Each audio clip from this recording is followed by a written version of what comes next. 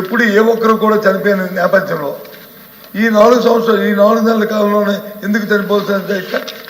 5 సంవత్సరాల్లో మరి 4 నెలలు 4 నెలల కింద చనిపోవచ్చు కదా అధ్యక్ష. అక్కడ కానీ పరివేక్ష లోపం వస్తే నేను క్లియర్ కట్గా చెప్పాను అధ్యక్ష. ఏదైతే ఇంకోటి అధ్యక్ష, జిల్లాలో ఎక్కడ లేని విధంగా ప్రతి ఊరికి కూడా ఒక పంపింగ్ స్కీము, ఒక ప్రొడక్ట్ వాటర్ స్కీము ప్రతి ఊర్లో ఉంది అధ్యక్ష. ఆ నియోజకవర్గంలో అది గర్వంగా చెప్తున్నా అధ్యక్ష. అది ఆ కార్యక్రమం ఉన్నప్పుడు దాన్ని పర్యవేక్షణ చేయాలి. ఏవి టైం టు టైం దాన్ని క్లోరేషన్ కలుపుకోవడం, టైం టు టైం ఆ పైపులను వచ్చి క్లీన్ చేసుకోవడం, టైం టు టైం చూడడం, అవి ఆ కార్యక్రమం జరగదు అధ్యక్ష. ఈ 4 నెలల కాలంలో ఎవరైతే మెయింటెనెన్స్ చేస్తారో ఈ విషయాలు చెప్పడం నాకు ఇష్టం లేదు అధ్యక్ష. అయినా సరే మంత్రి అడిగారు కాబట్టి చెప్తాను.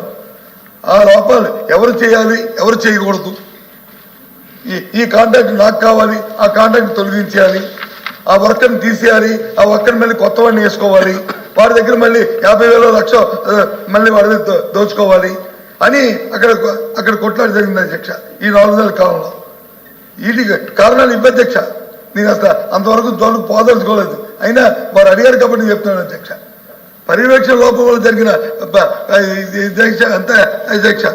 దాన్ని సర్దిద్దుకొని ప్రజలకు మంచి చేయడానికి ఆలోచించేయండి అధ్యక్ష. నీ మీద మా మీద మీరు విమర్శలు చేసుకుంటే దానిలో వచ్చే ప్రయోజనం లేదు అధ్యక్ష. ప్రయోజనం లేదు అధ్యక్ష. అక్కడ గౌరవ శాసనసభ్యులు వాళ్ళని అడగడం అధ్యక్ష ఎందుకు జరిగిందో చెప్తారు. ఇప్పుడు శాసనసభ్యులు అక్కడ ఉన్న శాసనసభ్యులు మీ శాసనసభ్యులు కదా అధ్యక్ష, వారితో ఒకసారి సమావేశం పెట్టుకుంటే అధ్యక్ష అడగండి అధ్యక్ష, చెప్తారు ఏ పని ఎందుకు అది జరిగిందో, ఏ కారణం వల్ల జరిగిందో అది తెలుస్తుంది. అంతేగాని పెద్దానికి గత ప్రభుత్వం అంటే గత ప్రభుత్వం ఏం చెప్తే చెప్పండి. ఇందాక చెప్పారు గత ప్రభుత్వం. సరే ప్రభుత్వం మీ చేతిలో ఉంది, అధికారం ఎంక్వైరీ చేయండి, తప్పులు జరిగితే దాన్ని శిక్షించండి. ఎవరు వద్దన్నారు మిమ్మల్ని? మేము అడ్డుపెట్టిన ఆగితే ఎందుకంటే ప్రభుత్వం ఉపన్యాసం నేనే ఇస్తాను. మైక్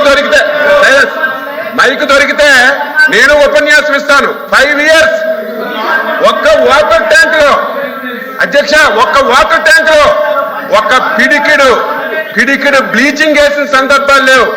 పేదవాడికి ఒక్క టాయిలెట్ కట్టిన సందర్భాలు లేవు. జరగదు అధ్యక్ష. ఇది జరగాలని జరగకూడదు. మేము వచ్చిన తర్వాత మళ్ళీ పంచాయతీలను బలోపేతం చేస్తున్నాం, మున్సిపాలిటీలను బలోపేతం చేస్తున్నాం. 5 సంవత్సరాలు ఒక పంచాయతీకి ఒక పైసా ఇవ్వకపోతే కేంద్ర ప్రభుత్వం ఇచ్చిన డబ్బులు కూడా వీళ్ళు డైవర్ట్ చేసుకుంటే 4,000 కోట్లు ఈ 6 మాసాల్లో తెచ్చి పంచాయతీలను బలోపేతం చేసి కార్యక్రమం చేస్తుంది. సలహాలు ఇవ్వండి, తప్పే లేదు. ఇదంతా మీరు వచ్చిన 5 మాసాలకే జరిగిపోయింది. మీరే మొత్తం చేశారు. ఇది పంచాయతీరాజ్ డిపార్ట్మెంట్. మీరు చెప్పండి, కలెక్టివ్ డిపార్ట్మెంట్ అధ్యక్ష. హెల్త్ మినిస్టర్ లేదు, ఏమి డిప్యూటీ చీఫ్ మినిస్టర్ కాదా? మా హోమ్ మినిస్టర్ కాదా? మీరేమి రివ్యూ చేయలేదా?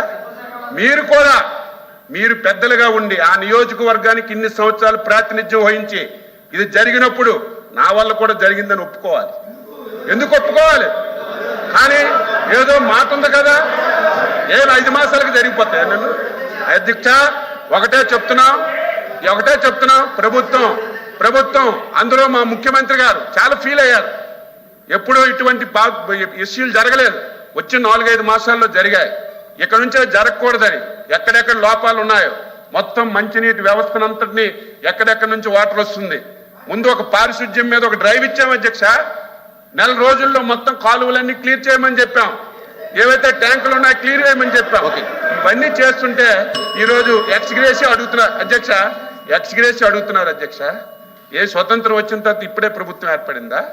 గతంలో ప్రభుత్వాలు లేవా? దేనికి ఎక్స్గ్రేషి ఇస్తున్నారు మీకు తెలీదా?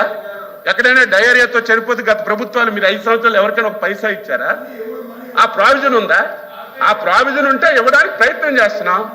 దాన్ని ఎక్స్గ్రేజ్ ఇవ్వండి, 8 మంది ఇవ్వండి, 30 మంది చనిపోయారు చెప్తారు అధ్యక్ష. పేపర్లో వస్తే ఒక్కొక్క పేపర్ ఒక్కొక్కలాగా రాస్తారు. మీ పేపర్ 100 మంది అని రాసింది, ఇంకొక పేపర్ ఇంకొకలాగా రాసింది. ఇవన్నీ చూసిన తర్వాత అధ్యక్ష